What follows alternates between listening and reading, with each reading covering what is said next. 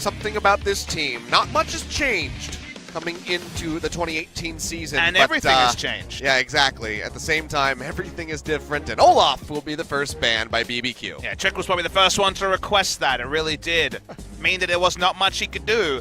For me, what BBQ needs to do is if they're going to ban Olaf, you already know now there's going to be two very powerful picks open on red side. This is when I want to see that planned draft around a pick. When it comes to meta picks, it feels like you need to be able to engineer a draft on blue side that complements the first pick. We see Zoe drafts, for example. We see Galio drafts. You need to be able to do that here if you're BBQ, rather than just taking what's strong. Because ROX Tigers have already shown they can put together something out of seemingly very little. So I need to see what BBQ can do if they're willing to ban Olaf, Tom Kench on blue side. There's going to be just a bonanza of picks on the red side. So far, hard to see any real strategy outside of getting rid of those pesky picks that we saw from the ROX Tigers. And Zoe will be self-banned here by ROX, so Talia may be something that they want to reach for Lava. If I'm ROX Tigers, I just ban easy-to-execute comps. A Galio comp, for example, will be the safest ban. Now, they might just leave it open and show us a counter strategy. But if I'm ROX Tigers and I look at BBQ, you know they're going to be desperate after game one. You ban the Galio last and you say, there's still strong stuff, but you can't just go for a pylon comp with Camille and Galio and just try to win in the most simple of fashions. See what ROX's read is, though. They have a second draft that's as inventive as the first draft, then I'm willing to see it, even if it leaves open something like the Galio. We saw them ban away in the first game. GP here. The final by BBQ, so could just go for the Galio yet again. It's the ban I would like to see, and that is the ban they give. So now the easiest to execute comp, which is definitely Galio Camille, is not going to be able to be pieced together. So BBQ, they will still get a power pick. They will still get the Skarner, and this is Skarner with a lot of coverage because I like Zach and Olaf specifically into the Skarner. Both of them are taken out, so the pick comp power when Tom Kench, Olaf, and Zach are removed is higher than ever.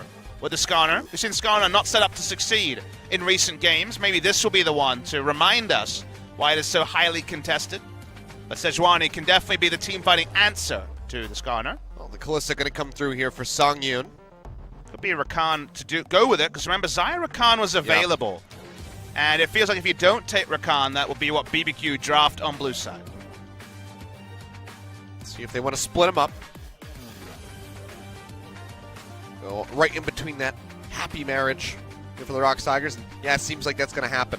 I think that was an adaptation where they realized there's a chance we give away Skarner and Xayah Rakan, which feels like you're just winning in draft.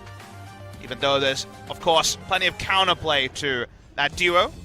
Varus Braum would be a powerful bot lane duo on the blue side, and the Varus is the most obvious choice. Feels like Skarner and Varus are stoked that Olaf is banned, because both of them can be used at previously full expectation of their usability in the game. The coaches talking to Ghost about what needs to happen in this game, and also to potentially attempt to look at the draft here. It felt like there would have been a potential Leona in game one, but they went for the Alistair for a bit more of Ignar comfort. It's still comfort on the Leona. They're hovering it for a long time, and a first round Leona for the first time in forever. Very surprising. See that one come through. So Braum just going to be completely passed up on. ROX now, maybe just foregoing the Talia for now. Maybe we'll see that banned away in the second round, as ROX would have the first pick. They might just go ahead and lock down the jungle here for Sungwon, looking for something a lot more standard with the Sejuani. Man, if you press R on someone, they're stunned and so dead on the side of BBQ with Leona, Varus, and Skarner. Potential of clicking all your buttons and not being able to do anything for a good 5 seconds. So that's a bit terrifying if you're the side of ROX. Predictably, they will go the way of Sejuani first round to have their own pick power and a bit more teamfight oomph than the Skarner's usually able to provide. But so far, I see engage versus pick and engage in general. So everyone's looking to fight in this game in the first round. As we move to the second round, you'll notice a Syndra ban and might think, okay, there's been very little Syndra around the world. Recently, there's been quite a lot of Syndra play in the LCK, and it's been winning also. So the Syndra taken away. It's also a very strong lane into Ryze and Talia. So you see a Syndra ban and you think, okay, maybe we need to double ban mid lane on the blue side. So the Talia already is going to be banned away. We won't see Lava on that pick. I wonder if there will be a Ryze ban by BBQ. Well, ROX for now have the ball in their court. They're taking their time with this one, but they're actually going to be the ones that ban the Rise, so not interested in locking that one in for themselves. I wonder what the mid lane pick will be for Lava. Could be something like the Corki. They want something ultra safe to farm out, and one of the better champions are getting away from the incoming Skarner. Lava's champion pool, if you're looking at most played with the bans so far, the Azir would be the tier list choice and also is most played, but a pretty stable choice. They're going to ban away the Gnar as well, so Sion could be drafted here. Then you could just counterpick in this particular situation. So the Sion was the one champion that contributed heavily to Game 1 that wasn't taken away. We'll see if they're going to prize a Azir or take the Sion and wait. To me, those are the two different reads for what ROX is going to do. And they're going to prize the Azir and then re-evaluate when it comes to Sion for Lindra. Well, with that one off the board for now here for ROX, would be very shocked at all to see Crazy pick that one up and have that just standard top laner. A consistency there. Is this going to be Corki Sion into Ornn and then the draft's over? That would be the most meta thing ever. Polar opposite of Game 1. I'd love to see the Sion draft come in on blue side and then Linderang lock in the Trundle and just roll it back. Give me the top lane Blitzcrank. Let's go. You could definitely go reverse matchup here if you're ROX Tigers and wanted to roll the dice a bit, as Ignar is showing us his favorite before he locks in Ornn or Sion. Yep, here we go. So looking like Corki Ornn. Leaving open that Sion. A bold move. And one that might come back to bite BBQ in the rear. So are we going to Trundle into the Ornn or are we going to Sion? Feels like the two options for ROX Tigers to close out the draft. Waiting with bated breath to know which one it is. Both would be halfway decent. Sion perhaps with the ganks, but maybe we just shake things up a little bit more here as the Alawi hover comes in. Ooh, I mean, it could be locked in. It's a good lane matchup. All right, we're going to see Alawi into the Ornn. We saw that already attempted this week and going to a failure on the side of the Alawi. So a surprise to see Alawi return again. Linderang building up confidence over time. He decides to shy away from what you know for sure would have been just an ultra tank matchup for ROX in previous seasons. Actually flex in the final pick on red side, doing his best Khan impression by bringing out a strong laner. It'll be fun to see the Alawi on the Rift again. I think this is the first time that I'll actually be casting the Alawi, so a bit of excitement, extra excitement here from me as they try to bring this one out. But a very bold move from the ROX Tigers, feeling good after that Game 1 victory. But need to avoid getting overconfident, so we'll see how this one is going to play out for these guys. Fourth Alawi ever, ADD, Rascal, and so on. Most recently, chain feeding on the Alawi versus BBQ. Now we're going to see ROX Tigers try and flex on the Alawi themselves. So 2 series in a row, Alawi is picked against BBQ. Has to do better here. 0-7-5 was not the scoreline that So On is looking for. Yeah, definitely wasn't a great showing there from the Alawi and what is capable of being done with that pick. So Linderang, again, so wildly improved this season. Can he make this one work? That's going to be the question we're looking to answer. It also makes the draft really fun to talk about. We'll have to hold the point, though. We're almost ready to load into it. ROX Tigers looking to close it up. We should have plenty of time to go over it as we get into the early game here. BBQ Oliver's backs against the wall. Want to take this to game number 3. ROX Tigers looking to give us another 2-0 here tonight. Let's see if they can do it.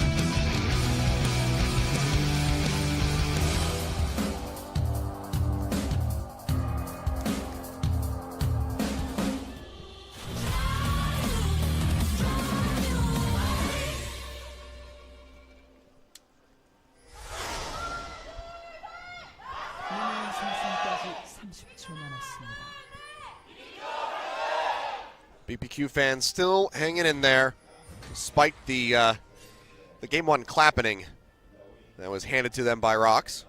We haven't had a clappening in the LCK quite like that one. It was just so different. It wasn't styling. It was just super smart plays. There's the science we alluded to earlier about frying the game. BBQ faithful here is, whoa, it's Tony the Tiger. Yeah. It's my favorite Tiger. We're going to get sued now by Kellogg's. Dentists don't like Frosties very much, though. Yeah, I can imagine. But let's talk about Alawi, because Alawi here is the one champion among the other 9 that says, actually, not interested in those 5v5s. He's the only one who's a true laner when it comes to all the advantages for Alawi are loaded in the 1v1, or the 1v2, I guess, if the right gank turnaround comes. So Linderung is kind of the only person on the Rift that wants to play away from the inevitable 5v5s, and that makes the game very interesting. So ROX have gone for a top laner that doesn't opt into the 5v5 wombo combo scaling double DPS that BBQ are trying to put out with their double range DPS, Corki and Varus. This one here for Linderung is about just actually playing the side lane and trying to warp the game. The way I read at it is that you see BBQ and they're all about scaling. Rageblade into the Corki featuring 2, 3 items and team fighting. Linderung wants to get big enough in the side lane that he's going to once again force BBQ into lose-lose trades like in Game 1, where whatever decision they made, it felt like ROX had the counter. It's like they knew in advance whether they were taking rock, paper, or scissors and would always win. Here, the Alawi can represent that, or it can go like Jinner's attempt at playing Alawi, where she's called into a team fight and it falls apart. So Alawi is a fun champion to cast because it usually goes spectacularly well or poorly. There's no middle Alawi game. So it's going to be fun to see how Linderung does on his first time on the champ.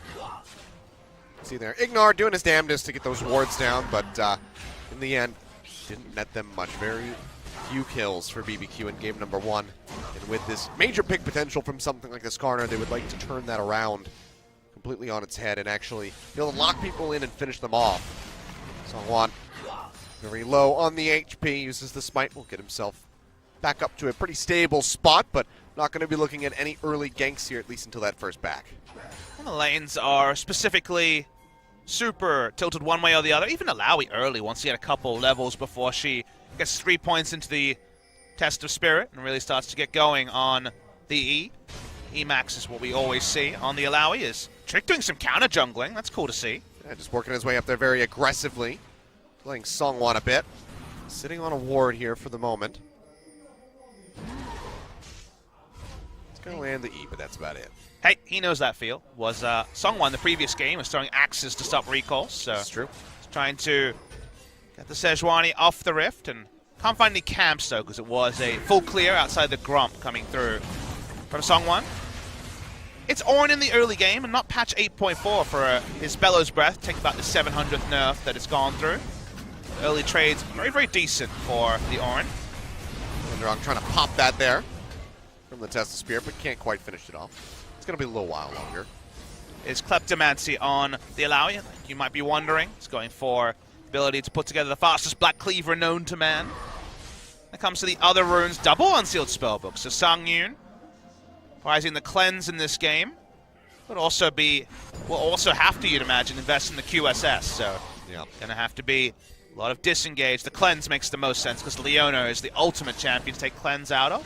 If you don't take cleanse, you have no time to flash with all the overlapping CC. But the QSS is still going to be needed against the Skarner.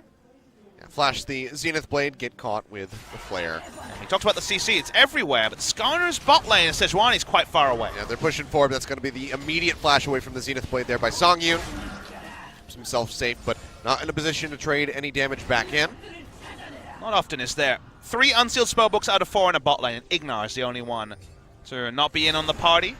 No global playmaking for the Leona Aftershock to ensure that the Zenith Blade isn't just a one-way trip to the Death Chamber if it's turned around on.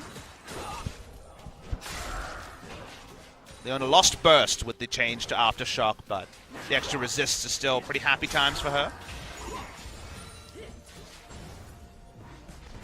But in the mid lane, farming. In the top lane, Alawi still getting items together and getting Kleptomancy procs, so... Still farming. Yep. It's going to take a little while, but when the items start rolling in, I hope it's going to spice up a little bit. Expect it to. Linderung, when we first see that leap of faith come in, let's see just how much damage he can throw down onto somebody. I see you've been practicing your Alawi skill names. Oh, you know. As soon as I saw it locked in, it was off to Google we went. Alawi skill names. I haven't cast this yet, and I haven't played against it, so let's see. It's only our 4th Alawi in competitive play in Korea. As I mentioned, 3 different people have had a go at it. Only 1 and 2. And that was Rascal in a game where he kind of fed, but his team won anyway because lol Kingzone. So we still haven't seen Alawi warp a game like she often does in solo queue. Trick. Going in for those invades, shoving Songwon away. Says, I can do this now. No Olaf. Linderong just going to be delivering a nice little juicy wave here into the arms of Crazy as he waits back by the turret. Be happy to receive. We do have that Phage coming in already here, so we're getting closer. Ready for the tentacle smashes to start ripping them apart. The way I want to see Trick play this game that right now isn't happening is, well, hold that point, Ignar, it's going for a bit of a damage rotation, is play around bot side, because consider where the lanes are at. Azir pretty happy into the Corki, does get some great harass off. You can bait out the aggressive soldiers. If the Corki walks up, there's always the chance of an impale, but difficult to pull off. You can try to gank Alawi, but for now, it seems like they don't have enough damage to actually all-in her. The bot lane is the one lane where they can really wombo down and have a winning pressure lane. The strength of the Varus early in the game. But to me, that's the cleanest place to gank, but usually this champion on the screen draws the most global taunt pressure short of a team. Yeah, for now, Linderong just trying to harass out where he can. Will get popped up there. So Crazy doing decently in exchanging the damage back. CS going to be a little bit more rough around the edges there for him as he's currently down by 15. But he does have the Corrupting Potion there to match against Linderong, so both of them going to be happily sustained in the top lane for quite some time. We actually see a roam down. Linderong will pick up that Honey Fruit in the river, and looks like a blue buff takeaway here by Songwon. Even simple things like that, say playing around pressure. We mentioned the bot lane gank I wanted to see, Trick 6. E6, yeah. He completely obliges, not going to be spotted, walking through a control ward. Now, they would have seen Ignar enter with a control ward and then enter that brush, so they probably know that's likely to be bot side. They also have vision advanced of a lot of the camps on the top side, but only now do they respawn. So the fact that they will not see a Skarner on them does give them more than an inkling here. So ROX playing like they know about this. Nice deduction. Yeah, good forward brush there from the ward. The sort of play will be much less likely on future patches when it's only going to be the wards coming through from the trinket rather than the tracker's knife. Ward duration taking a big nerf, and be very interesting to see on 8.4 instantly how many people go for sweepers, because 3 sweepers is pretty common at the competitive level, but now with the lesser vision in the game, maybe you can't afford to go as much for vision denial. Still a ways away from bursting down those little spirits, as you can see. He's going to lane till he has Black Cleaver, and then things get more exciting for the Alawi. So takes so many turret shots, because the only time he got in range of a Test of Spirit was under the enemy turret. You do take turret aggro. And for the orders there. Blue buff handoff was there to Linderong as well. So constant harass going to be coming down. Do we see the all-in here? He knew Skarner was topside. They get the charge. It's going to go ahead. Pop the leap of faith, trying to finish him off. That's going to be the charge coming in from the Call of Forge God. He goes golden with the stopwatch. Does have the flash, but can he make it out of here? No. He is just going to go down. The tentacles get the smack, but it's not going to be enough healing. First blood goes over to BBQ. Yeah, Linderong showed pretty little situational awareness. He saw the Skarner on a ward move up, so would have made sense to disengage. I understand going for the Test of Spirit just to appear like you don't have the enemy jungler in vision, but the moment that he used his W aggressively onto the Test of Spirit, that was definitely too much over, and then he just wastes the stopwatch, apart from looking pretty cool being in mid-lead. That was unnecessary from Linderong. Uncharacteristic mistake from him based on his 2018 form. Now they're going to go ahead and lose this Rift Herald as they give up some of that presence there around the top side of the map. With a little bit of help from Tempt, they go ahead and finish that one off. Trick will pick up the trinket. They can use that, go ahead and add that first turret gold in on top of the first blood. It also feels bad because he came back with a Phage and noticed what he's bought, everything except the Black Cleaver. I believe he's about 100 gold short. So just needed to be safe for one more minion wave and would have been able to walk away with the Black Cleaver. Now halfway between Merc Treads and the Black Cleaver. So even more time for Crazy to inch together basically every basic item you could ever want into a DPS matchup, sort of perhaps a Kindle Gem to have literally the random sampler. But he's very much building for lane, and he needs to holding down the Alawi, trivializing her side lane pushes. Here we go. Oh, lockdown coming through, Zenith Blade connects, and there's just nothing that Key can do. Blown up, beautiful chain CC there from BBQ. Takes him down before he can even flash. I think Key should also invest into the cleanse that you can see Sungyun has already switched over to. Very, very common on Unsealed Spellbook playmaking supports to go cleanse, and he face checked with Ignite and died during CC duration, so that was no fun for him. That's certainly not and bad there it is. Times. He went back and changed the cleanse instantly. Ah, okay. He was like, this Ignite's not going to work out. I wasn't looking at that. I was looking at his items. Thought something surprising was going to come through. I was like, QSS rush on the recon. What? Nope, his Ignite to cleanse. Needed to do that earlier. Went for a face check with the Ignite. Well answered is first time in a while Linderung's been able to test Crazy Spirit towards his turret, but he's already kind of out of mana, so yep. desperately wants to get another shot in. Go down on that. Nope, didn't kill it the first time. Let's try this again as I drag it closer to the tentacle. So short. It really is. It's a test of spirit. The new paddle star. You know, it could use a 0.25 second nerf or two.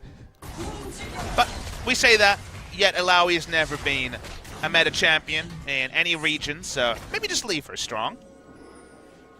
Never feels fun to lock in a tank and have to be dealing with Alawi in solo queue, but value in competitive play is low. I know I'm not a big fan of nerfs just for solo queue, like the Xin Zhao. I understand why. Yeah. Competitive play represents an extremely small fraction of the overall player base, but yeah. Champions like Alawi and Garen, good at lane. To me, that's fine. Had a couple Garens in my games as of late. Been trying to play and climb back up. And surprisingly, they've done pretty well. I was always shocked. I'm always terrified when I see somebody lock in a Garen, and it was actually a jungle Garen that I had in my one game, and he popped off pretty hard. How's that Wood 5 life treating you over there, Achilles? Amazing. It's great. Garen, the Dregs of Silver. Look, Garen against specific matchups like Riven is fine. He's very good into Riven, but Garen blind pick is when I draw the line. I'm like, really? You didn't have anything else in your champion pool? I know you own all the champions. We're in Korea. If you're in a PC bong, you get access to every champion. So why the Garen? Would take the blind Riven pick as well to possibly even set up for the Garen. So probably not going to be seeing him for a while. Amazing J, known to pull him out once in a while. Got to cast one of his games when I was back in the LPL, but yes, that is definitely one where OGN will be kind of. Does it count if it was picked in the LPL? I mean, they just had an Aatrox the other day. Hey, Aatrox against some matchups pretty good, as the Rift Herald's going to be summoned deep in bot lane. Sungwon already here to answer. Tempt has the teleport, so ROX should understand they could be outnumbered at a moment's notice. Flash. Give me the flash there from Songyun. Bates call, keep Key safe. He goes in for the grand entrance. They get the lockdown. Slow there on the Ghost. He'll get popped. Songwon finds the kill. Rift Herald not even over to the turret yet, and it looks like it just won't even make it. Finally tries to set up for the charge, but the eye pops open. It gets taken down as ROX put one on the board. Yeah, the teleport completion actually comes through from Linderung. Very rarely do you see that as an Alawi. Double cancel from BBQ. Seemed like BBQ was set up to win that play. They don't. It's a little outplay that gets a kill the way of ROX Tigers. This time they might actually pick up the turret with Sungwon controlling the jungle. So out of nowhere, the game really does turn on as Ignar's in mid. Well, Lava trying to get some damage there. On the Tempt, Ember's of Eye does come through as he tries to stay alive, flashes away. Heal comes down as well. And he is just going to fall. Tempt finds the kill, but it's going to be ROX finding the turret. Crazy gets a lot of damage in onto the top tier 1. But not sure if he's going to be able to answer. The answering kill in the mid lane. It is Corki on a turret with Leona, but in the three of them together are going to mostly chunk this out and 3 men rotate from bot lane to mid. If they can get the top lane turret, that part at least feels good. For the side of BBQ trying to punish ROX Tigers for completing the recall. Yeah, I think he's got it. Linderung just now getting there. Just grab Tempt's spirit here for a second. He goes out of range, but no way of collapsing in onto him here for the moment. The tentacle going to miss. No shop either, so not going to be at a power level required to actually do some massive DPS. Game still very finely poised. Yep. No gold lead for either team. Neck and neck. You do look at an Alawi game and say if it's even in gold at 15 minutes, probably a bad sign. So you would say that small advantages to the side of BBQ with the most engaged you could ever ask for. They went for Orin over Sion to give them an extra ranged engage tool compared to Sion's just laning oppression. But There's a lot of options for ROX as well. They have good team fight. They just need to get something out of the Alawi. Show us why the Alawi was the way forward. This is the one game you look at and you say, there's so much CC in this game from both teams that maybe Alawi's ultimate won't be disengaged like it is in 99% of scenarios. ROX looking for the pick there on the Tempt, but he's got the package and is just fast enough to get himself away in time. Cloud Drake still sitting on the Rift here so far. 16.5 minutes in. No one really paying much attention to it until now as these wards come down. So Death's Dance going to be the second item for Linderong. Basically, Alawi only item, short of some Graves games perhaps, when it comes to traditional builds. So ROX BBQ feel like they control the map, and they certainly have the scaling going on with the Corki. BBQ walking to try to zone. You see Ornn around the mid lane turret. They've won it now. Yeah, he's off to the side. Of course, has that Call of the Forge God available, because it's always available. Even after the nerfs, you are on the ball there, on the money. Well, Trick going in. Not going to be able to get the Impale, though. Instead, just throws down that sweeper. They'll clear out the vision around the river here. It's the first strike of the game, still unclaimed. It is a Cloud. But now at least vision control for ROX Tigers. You'll probably say, well, let's just keep it there and get Alawi back into a side lane to start split pushing again.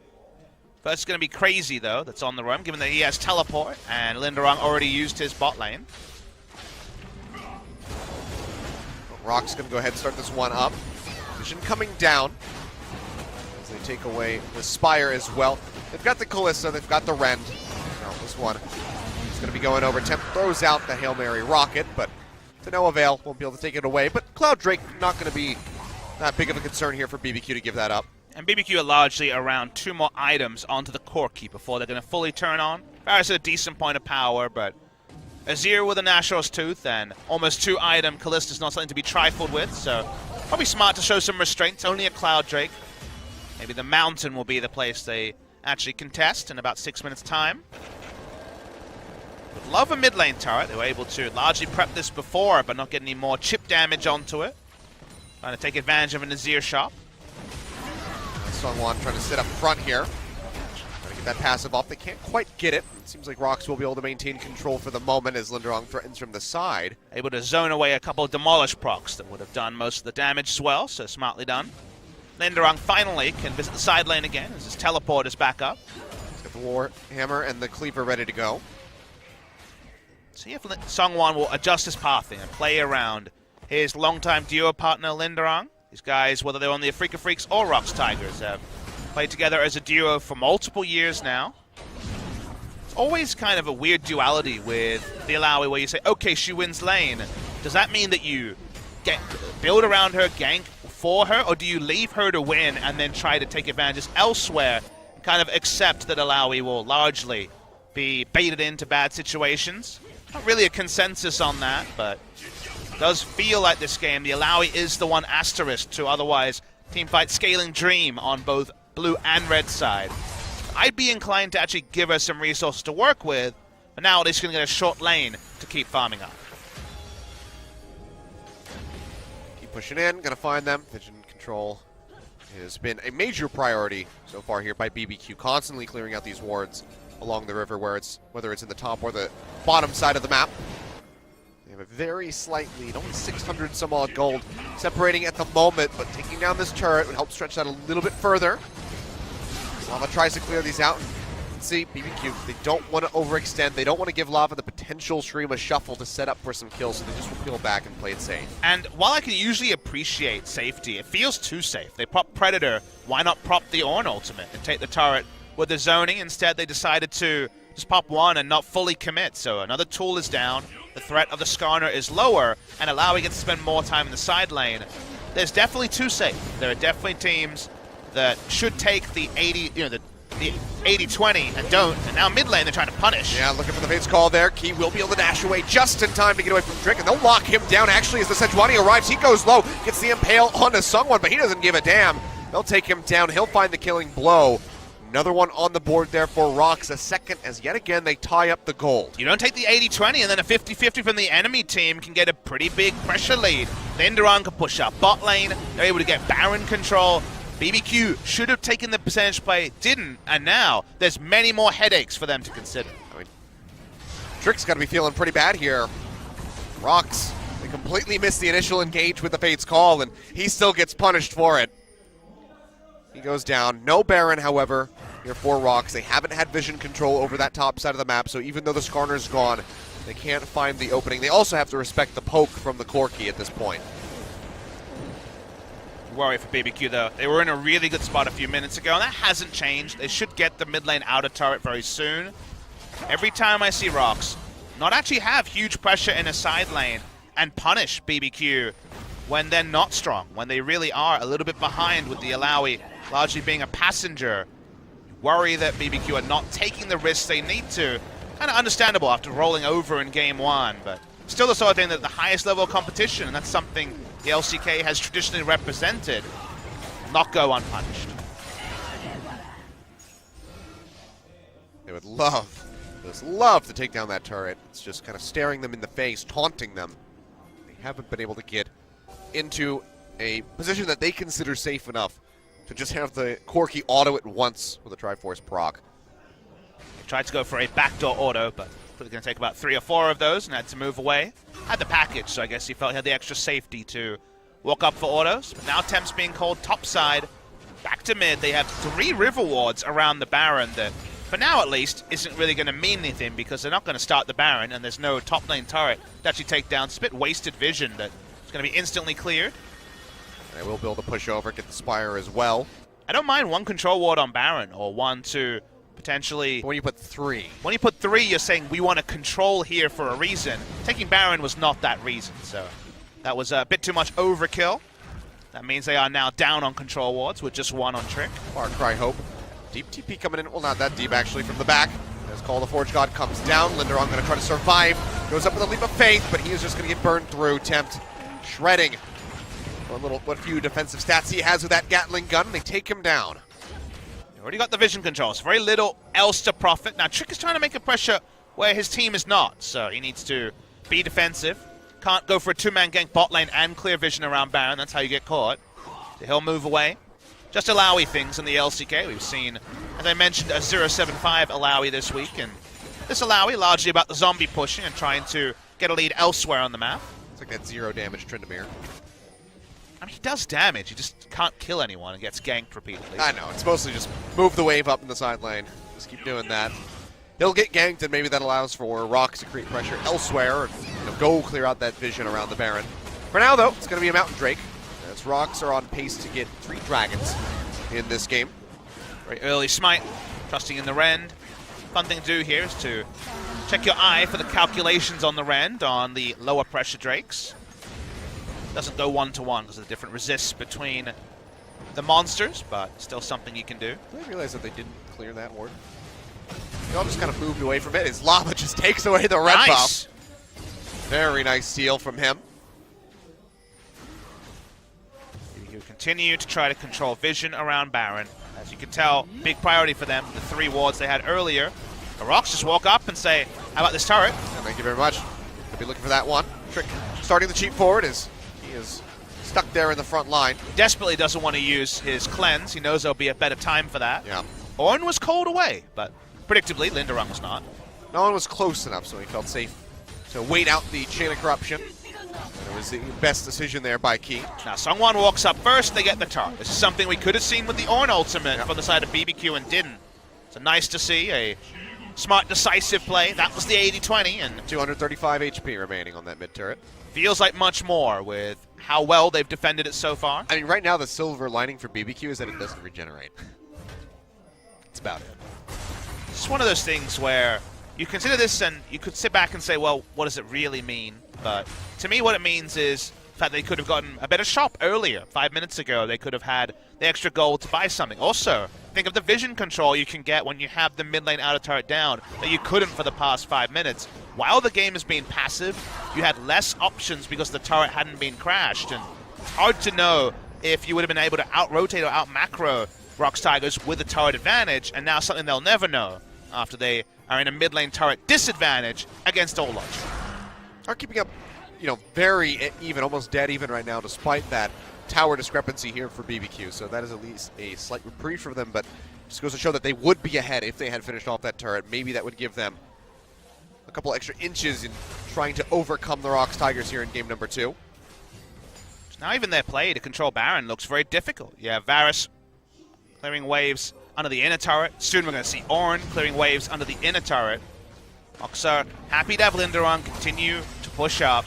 If they get a teleport from Temp this time, Azir and Kalista are going to walk up to Baron and start shredding it. Yeah. So the chances to actually gank Illaoi in the bot lane are going to go down. You have to be super decisive and send the minimum in order to get those kills. So Illaoi's pressure she's creating by pushing without vision reminds me of Huni at Worlds, where he would play Jace with no vision on his side, no jungle assistance, and play a role. Illaoi is still playing a role in this game because the other 4 members have been smart around objectives. It's just a very slow whittle away at that bottom inner turret. Linderon just goes ahead, forces it up. Everybody else from ROX Tigers, they cut over towards the Baron. The Ornn immediately starts going up towards the mid lane. Gets a little damage in onto the turret, and they just kind of rinse and repeat. Now the game does change when Warmox is finished on Sejuani, because then they can start the Baron and Goodbye, turret. you can actually do things. Ignite's had enough of this crap. Apparently not. Oh, they no. decide they can't do that. No, I'm not willing to tank this for all of 3 seconds. This tower has been like living on a prayer for a good 10 minutes, it feels like, at this point. It's been a while since they chunked that one out. The dream for the Illaoi is that someone gets Warmox, they start Baron, enemy team reacts, Ornn teleports, and then the Illaoi's like, I'll take your base then. Oh, well, that's going to be Impale, call the Forge-On, not going to connect, but the Slow Flare comes down, and Lava will die. Emperor's Divide, way too late to try to save him, pops the heal as well. BBQ. They've got it. Now we can take it. Get in there. Ignor's like, we should skip the step. Yeah. Please kill us before my passive procs. Nope, okay. Boom. Or Rune. Linderon, however. Now, 2 turrets are being threatened here by Crazy, who continues to walk up. He'll have ult in about 25 seconds. They had to use so many ults to take that kill as well. Now they get a lot of damage in onto this turret. Crazy going to take up a little bit as they get a few more, but inner turret now down in the bottom lane. As Linderon takes advantage of that little lapse of time that Crazy was gone. And you can see that Tempt is not 100% sure whether he wins the all-in, so Yeah. won't be committing on the Illaoi, who has a little bit of magic resist It's to go so along hard with to the duo. calculate when that Leap of Faith comes down, how much damage you're actually going to be taking from all those tentacles. One now for the moment, though, trying to defend this turret. Ult from the Leona, not going to be finding much. And now he's feeling a little bit more confident. No wraparound coming through here onto Linderon, however. Linderon taking a bit of a dot damage from the Death's Dance, of course, as he walks away from that fight. Another recall, another return. Reason why it took so long to kill Lava was the Banshee Veil. They're trying to turn into Songyun, who wastes his cleanse. All the Forge God comes through. Songyun still not under too much threat. TP gets completed. Linderon comes in with half HP, jumps in, throws down the Leap of Faith, and just rips apart Ghost. He will die, but not before they trade up for both ADCs on the side of BBQ. Are now running for the hills. Pop-up comes through off the grand entrance. Trick goes down. Lava finds the kill. ROX Tigers just explode right into the mid lane, and they work down 3 members of BBQ. The double rainbow, the teamfight Illaoi actually works for the first time in the LCK. They turn on to Baron, and this is largely Linderon making something out of nothing. Beautiful turnaround there. Linderon, again, this is what we're talking about. The lack of damage calculation possibilities on that Leap of Faith. He just rips them apart. Once the Corki and the Varus is gone, it's just head for the hills as fast as you can for BBQ. And Trick, well, he didn't make it far enough, but now it's a Baron over to the ROX Tigers, who reassume control of this game and look to complete a 2-0. Really excited to see the replay, because at the start, Songyun used cleanse on nothing. It looked like he thought it was heal. Let's watch the replay. So Linderon's backing, they think, okay, we're just going to stop this all. Notice that Songyun doesn't even get slowed and uses cleanse. He thinks it's heal to sidestep the Ornn ultimate. So they're down a summoner. There's no Illaoi there either. Illaoi flash ultimate into so many members, able to actually kill Ghost through all of this. The tentacles, the true MVP. Illaoi only controlling them. They kill the Skarner on the back end of it. They get the Baron. Nice stuff from ROX, and something out of nothing by Linderon. Yep. And suddenly, the largest gold lead we've seen so far in game number 2 comes forward here for the ROX Tigers. They have 2.5 minutes on this Baron still. I'm loving the fact that Ghost said, screw this, and went barrier. He's like, the cleanse didn't help me, damn it. I need a barrier. We need to just survive. I mean, I think that will maybe eat one of those tentacle smashes. Or maybe it's the one that makes the difference. I hope he has a QSS, otherwise a Sejuani ult hits him and he's dead anyway. Yeah. But I do appreciate the fact that he was like, this sucks, okay?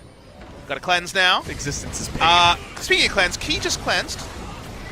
Okay. We're just all over the place. Oh, he didn't cleanse, sorry. No, that was the halo there looked like a cleanse. My apologies, NA caster. From there, Hey ROX now. Tigers continue to push in. Oh, sorry, you're the NA caster. Those are my friends. No, you're North American. I am a North American caster. This is true. Damn. Hey, something I never It was a had role to- reversal. It was, for a moment there. Yeah. ROX Tigers cannot break the base. Difficult to do when you have the Alawi, not another ranged attacker. They don't want to look for a true turret dive, otherwise Orin Oak can just kill everything. Forge God yet again coming out, trying to dissuade the dive. Ult from the Leona comes through. Big pop-up, however, his trick will just get melted. Linderong finds another one for the Sejuani. He's low on kill him HP, fast but he's enough. hovering around the back.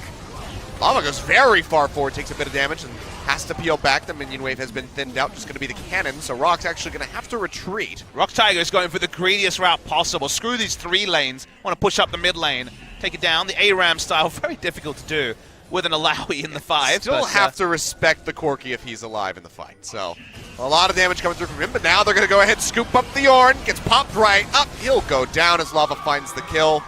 And ROX maybe just going to go ahead, peel back, take the Cloud Drake on the exit, and enjoy that last little bit of Baron buff for the recall. And credit to Mr. Lava Lava. Walks up, gets the scoop, gets the kill. Very, very nice. They turn it into Cloud Drake as well. All the neutrals piling up Achilleos. The good feels for BBQ starting to subside. The 2-0 definitely looming. Really rough stuff. BBQ maybe finding themselves crying into a bucket of chicken later. There's worse ways to cry. I mean, that's true. It's, you know, as long as you eat the chicken before you cry on it. Otherwise, it just gets disgusting. I mean, would it change it that much? Be a bit saltier, I guess. It'd just be mushy. You know, you want to have that nice crispy. How many tears are we talking? You sound like a waterfall over there. I don't think a couple of tears are going to actually moisten a piece of Korean fried chicken that much. Maybe we cry differently. It's just like a faucet turning on. In my head, you're in a shower crying, and the water's getting on the... I can't tell what's what. You need to work on your crying mechanics. Yeah. ROX Tigers need to work on closing games with the Baron, because running straight up mid lane was pretty lazy. Alawi finally back in her old home, the side lane. To push up a minion wave here and actually cause a couple of headaches for the side of BBQ. Can do this, ROX Tigers. 4 members in mid, 1 member in bot lane. Final destination. Let's do it. Those are bad movies. They can also put down the Azir turret to make mid lane that much more narrow. All we can hear is Azir talking about his soldiers. He's a big fan. As they're going to group again. Okay, we're diving. There we go. Another Forge God coming through. Lockdown in on a trick, but no follow-up this time around. And it's going to be the first one going down is Key as the Ornn finds the kill. Couldn't save his life with the Fate's Call. Bit too slow there from Songyun as ROX yet again tries to peel back. They get the turret, but at pretty great costs. I really do not understand why they keep rolling down mid lane as 5 with Alawi. The teamfight Alawi has already baited them into thinking they are also a turret destruction Alawi. They could have taken the inner turret at top. I mean, there's so many things they could have done, but ROX Tigers seem to be skipping steps. You know, usually in the LCK, you see every team dot the I's and cross the T's. They just had a series, a game 1, where they did that, but they seem to be very linear and just running down mid lane, hoping a mistake or something presents themselves, and so far it's not working, which is credit to the side of BBQ for some resiliency, but a bit of a question mark on ROX for not being very creative in how you close this game. Yeah, this is definitely a bit of a departure from the cleanliness of Game 1. That's what happens sometimes when you have such a great performance in Game 1. Why is this series not over? Yeah. I was told this was best of 1. What's going on here? But so far, ROX need to reevaluate. Maybe the next Baron will be where they find the 5v5, because just sheer turret diving and Ornn, Leona, Varus, Corki, and Skarnacom doesn't sound fun. Turns out it's not that great. Trying to break the spirit there. Attempt, can't do it. I believe Songyun, yeah, he got the red buff there on the takeaway. Ren does give him that, but red buff's not going to save him from the silly sloppiness of their pushes that we've been seeing here in the last couple minutes. And there's a team fight. They lose Achilleos. This game continues to go on. It's 3 items on the Corki. It's even more on the side of Ghost. Love the Executioner's calling to try to stop Linderong from life-stealing his way with the Death Dance and in general the ultimate in a team fight. So we've reached the point after BBQ have found ROX Tigers running it down mid that BBQ could potentially turn around this game. Not something I expected after some of their mistakes earlier where they kind of gained the minimum when they were strong, but out of nowhere, Corki has been able to scale, and that's before the base has been broken, which seemed impossible 5 minutes ago. Well, yet again, everyone's grouped up here in mid. Or just hovering right around it, clearing out the vision. Baron coming up in 5 seconds. ROX maybe going for the bait here into the brush. Well, they really want this. Comes through, they get the pop-up. Brenstack's building up here, and Trick will get taken out. Songyun finds the kill. That was the concise call that they needed to make. They get rid of the Skarner. Brother Trick goes back to the fountain, and ROX are looking at a Baron. He wants zone cleanse at this point. Trick has been turned on so many times up the front, as you should be. Warmog Skarner still taken down by the focus fire of the ROX Tigers. They can walk up to Baron. They have Callista and a Smite, so they will pick it up. But BBQ, they're still tempted to investigate a fight. Have a lot of damage here with the Corki. Temp's going to try to poke them down. Stun comes through. Smite will still register there from Sungwon. And now they're going to try to turn around the fight looking for BBQ. Sedge ult still on cooldown, only halfway up from that one, so can't get the long-range chase. ROX just going to be happy with the objective. With the pick there onto the Skarner, they will go back to base now. Okay, and now for ROX Tigers, bring up your side waves with the second Baron. Tried to skip steps with the burst, but the mid lane turret may have gone down. Nothing else to really move them forward. BBQ back away. They start to push up the minion waves. Let's see ROX Tigers close this game out on the second Baron, because any longer than that, and you have to say that BBQ against an Alawi comp is going to definitely have the scaling advantage that right now they may already have if ROX Tigers mess up on their engage. Right now, it seems like maybe the double buff is what ROX is looking for. Linderong currently hovering around the mid lane, or the river there, rather, towards the bottom side of the map. It should be fairly uncontested, so there is a chance they're able to do that. Not the highest roll Drakes, but enough to at least get the true damage going up. See if they just catch Trick and kill him again and then take it.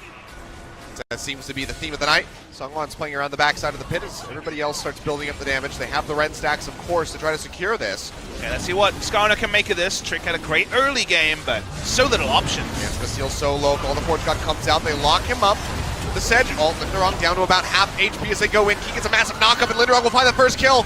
As Trick goes down yet again, Lava to follow up. They get rid of the Leona. No one really available there from BBQ to lock up the members of ROX. They get the Elder Dragon.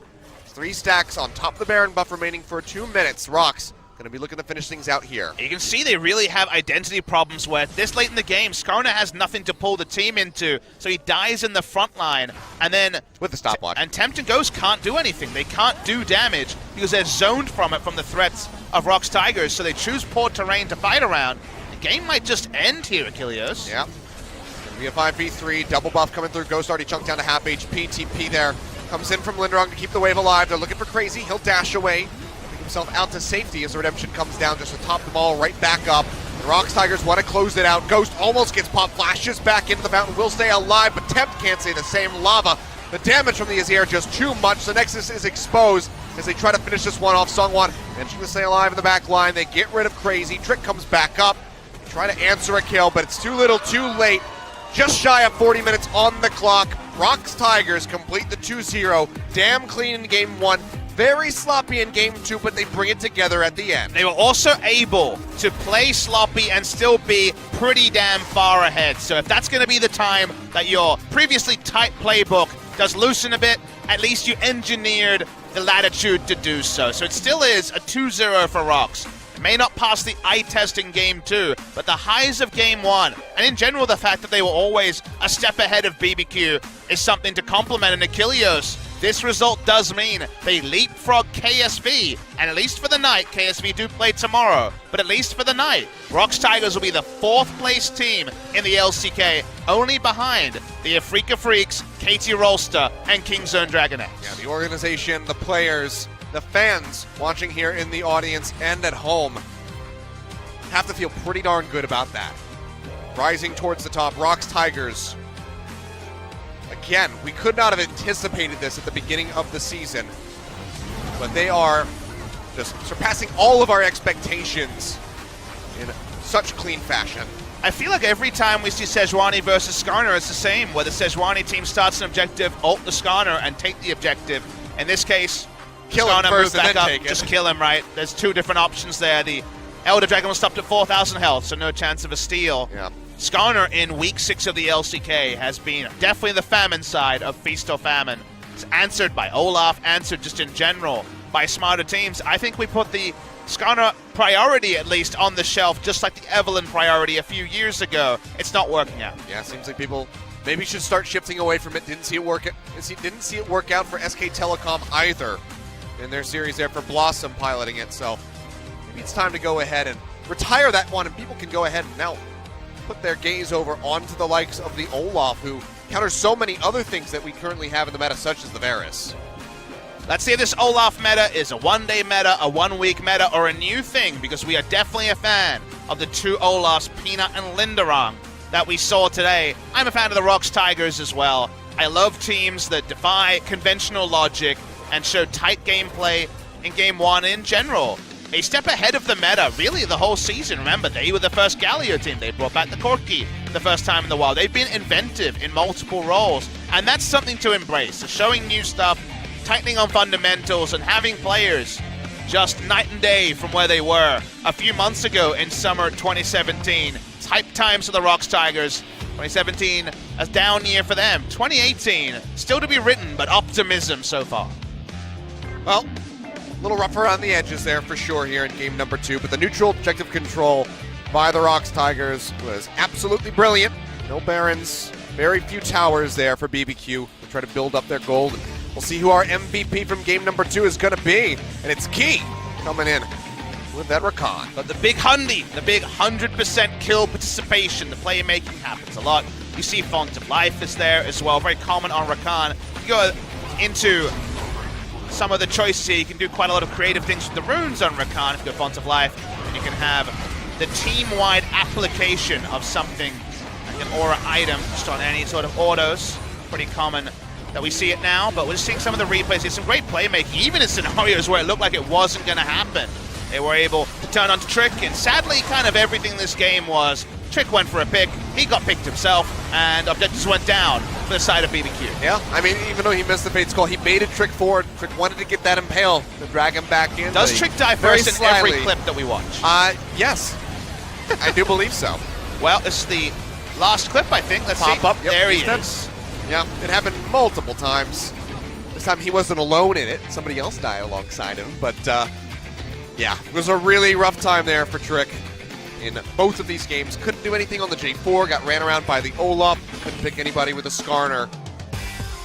Olaf is busted, it seems, and Skarner's bad. That's what I've learned from this series. But let's go ahead and hear from the experts as we throw over to Andy with the final translation of the night. After the great clash, ROX Tigers takes down BBQ Olivers 2-1. We are now sitting down with the two MVP players, Key and Lava of ROX Tigers. Wow, the applause is just amazing. You guys, I heard you guys dyed your hair together. Yes, we did. Yeah, we literally sat down next to each other.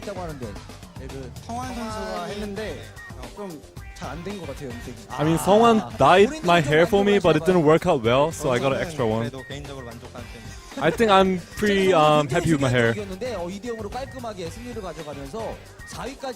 Taking this clean victory, you guys are now placed 4th in the ranking.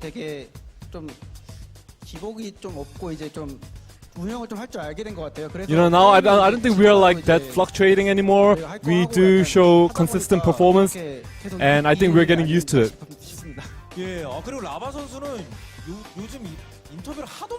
Lava, these days you're doing countless interviews. You seem pretty relaxed now. You know, I've been getting the MVP a lot of times, and now I'm kind of used to it. Key, you seem a little bit nervous. 그만큼 밸런스가 이제는 잘 잡혔다. MVP 받기 어려워요. Just emphasizes how much balanced the team is now. 정말 오늘 경기 해설자분들도 정말 입이 마를 정도로 계속해서 운영에 대한 칭찬. You know, today's performance, the casters have been consistently mentioning that the rotation of ROX Tigers is just perfect. 오늘 1경기는 만족스러운데 약간 2경기는 좀 불안해서 You know, our first match was quite good, but our second match I'm not overly satisfied. 조이 픽에 대해서 이야기를 해보면 좋을 Okay, 것 can you 같은데 talk to us about the Zoe? 선픽을 딱 가져왔습니다. 이거 뭐 코치진 쪽에서 이렇게 된다라고 한 거 아니 본인이 You know, what did your coaching staff tell you? 분들께서도 저한테 추천해 주셨고 저도 I mean, our coaches told me to play Zoe, and I did, and it worked out well. 조이로 5연승을 기록을 하고 있어요. You picked up the 5 consecutive wins with Zoe today. 그중에 3번이나 MVP를 받았고 You got 3 MVPs out of the 5 Zoe games as well. 뭐 거기에 노하우가 있나 아니면 그냥 감이 좀 살아 And your pedal star pinpoint accuracy is just perfect. 그냥 스킬이 좀 잘 맞는 것 같아요. 이 스킬이. You know, I think I'm just good at using the skill shots. 이제 다음 패치 되고 그러면 주력 카드 하나가 뭔가 없어지는. You know, next patch Zoe is getting nerfed a lot, so I guess you're gonna lose comfort pick. 잘해요. 약간 피지 같은 것도 잘하고. You know, Lava's pretty good on Fizz as well, so I'm not too worried.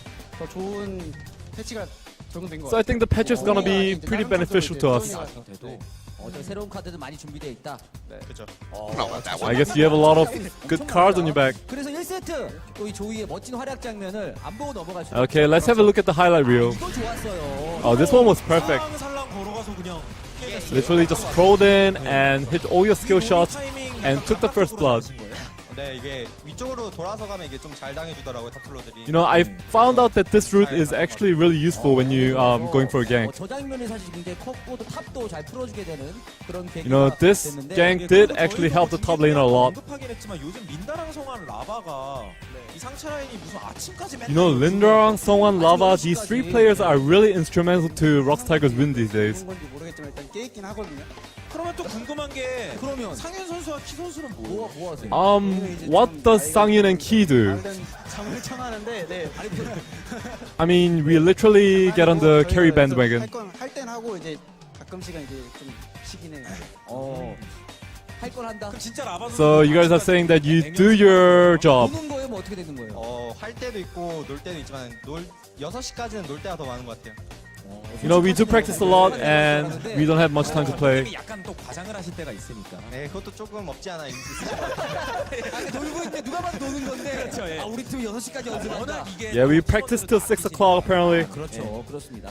사실 1세트 뭐 여러 가지 픽들도 있었습니다. 조이 픽도 있었고. In the first set, there were a lot of interesting picks, like Zoe and Olaf. 선수가 되게 아쉬워할 것 같아요. MVP 뭐 자기가 받았어야 되지 않냐 이러면. And I think 어떤 얘기를 했어요? one of your teammates would be really sad that he didn't get the MVP. 일단은 성환이가 그 연습 때 올라프를 I mean, Songwan 했는데 did play a lot of Olaf in the scrims, and he was good. 먼저 쓰면은 내가 MVP 했는데 앞에서 And he did expect to get an MVP, but sadly he couldn't. 내 건데 하면서 약간 아쉬워하더라고요. You know, he was kind of sad.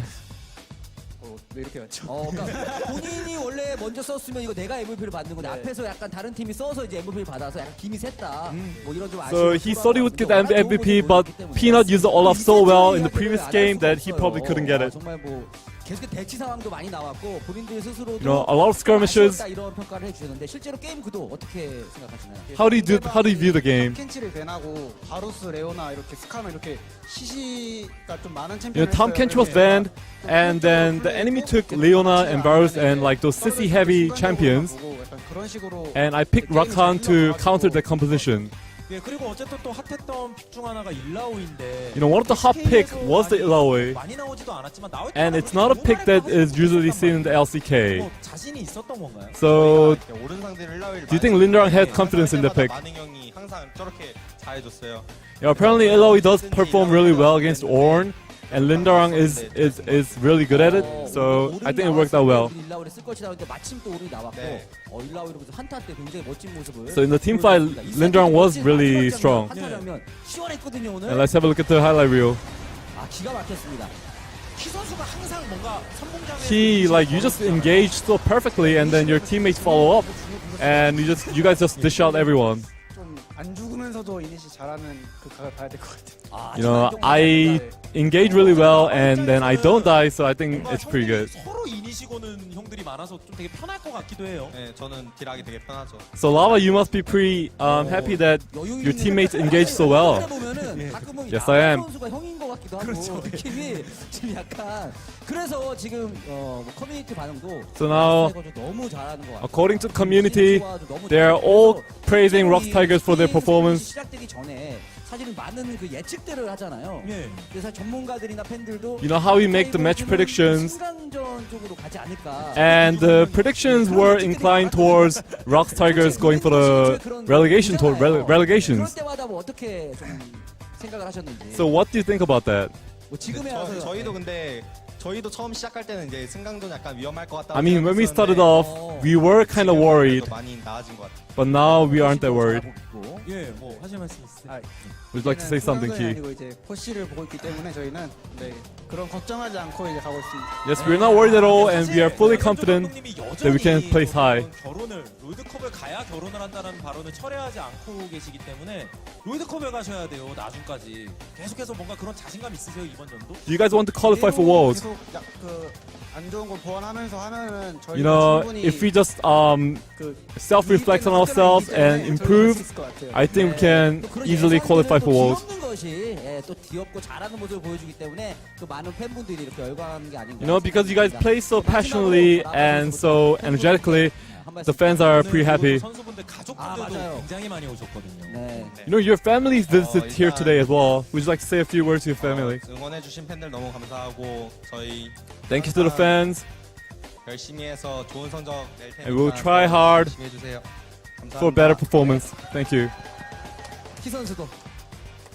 And Kiyu, 그 이제 저희 2라운드 이제 거의 중반인데 you know, we are now around halfway, 좋은 성적 거둬가지고 꼭 보답하겠습니다. 감사합니다. so we will keep on the consistent performance and show great performance. 네. 이렇게 또 많은 팬분들이 응원을 해주고 계십니다. Lots of fans today. Lots of fans today. 4위까지 오른 락스 타이거즈 진심으로 ROX plays now. ROX now plays fourth, 더욱더 많은 응원 and we look forward to their future matches. And that is the end of the interview. Thank you very much, Annie, for the translation here throughout the week as Joel has been absent. He is elsewhere casting another esports title. But ROX Tigers, they walk away with a 2-0 victory here today. As anticipated, you would have to say, after their win over KT Rolster, game 2 a little bit more hard fought, but by the end, they kind of got it together. They realized, all right, we just killed Trick and we take everything. Isn't it nice that we can anticipate things of the ROX Tigers again? It's been a year Yeah, and a good bit things. till this happened, exactly. And they find themselves fourth, a well-deserved fourth compared to KSV, who started strong and have largely fallen away. KSV play tomorrow. Their fans of the world champions are worried they might not even make playoffs, Achilleos. Yeah. I would say they've been definitely worse performing than SKTT1 in recent memory. There's still always this time. Every time I see a KSV match, I'm sitting there thinking, is this the time that the world champions show up? But it's been about a month and a bit before we've seen that. It's time to get started because the business end of the season is only 3 weeks after they play tomorrow. Well, ROX, they want to maintain this form, try to stay as consistent as possible, and maybe even threaten Africa for a top 3 spot. That'd be something else here for these guys. But it's already been a great season for them, so certainly could be possible. Next week's schedule, however, coming up. Got some spicy matches coming for you guys here. Gangnam Stadium on Tuesday, SK Telecom T1 versus Kingzone Dragon X. And then just 2 days later, we have the Telecom War coming back in. KT defeated by ROX Tigers. SK Telecom still up and down. How's it going to go? That's an gonna even be the better question. day, Achilleos, because the second match is Africa Freaks against ROX Yeah. Tigers. And Africa Freaks and ROX Tigers are in playoff contention. Both of them fighting, like you say, for third. So there's a lot of hype matchups next week, and there's only 3 weeks later, guys. If you're wondering why SKT's there 3 times, it's because, of course, they play on the last day of this week, tomorrow, before they roll into next week's action. So for OGN days, skipping a couple over to Wednesday, Jinek Hongdu is the first match there, but this is the one to watch. Thursday, the Telecom War into a playoffs war. That's one to catch. Yeah, I believe you and I will be here for that one, Papa Smithy, and we're going to have to strap in because that is going to be a stacked day of League of Legends then to round it out. MVP versus Jin Air. A bit closer than you might have anticipated nowadays. And then KT Rolster versus KSV as Really well. interesting second match because KSV would have played 2 times before that match. They need to show something, otherwise it's so weird. We really might have the world champions miss out on the gauntlet, which is insanity. We said the same thing about SKT, who snuck in 5th spot last year, you remember, in summer. KSV need to turn it around now, otherwise it really doesn't feel like we know where they're going to land. I feel like I'm more confident about ROX Tigers' position than I am KSV.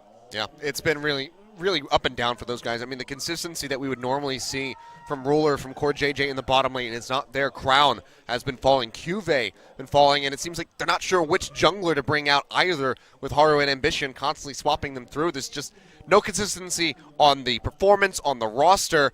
And if you're a KSV fan, you honestly have to be concerned about these guys making it into the playoffs. Maybe we go back to spring 2016 when they weren't in the gauntlet. Who's the bus driver? Right, feels like they don't have any Achilles. That's the worry there. It's been rough stuff. But that's it from myself and Papa Smithy here at OGN for the week. We'll be back for more LCK action next week. We'll see you guys then. Have a good weekend.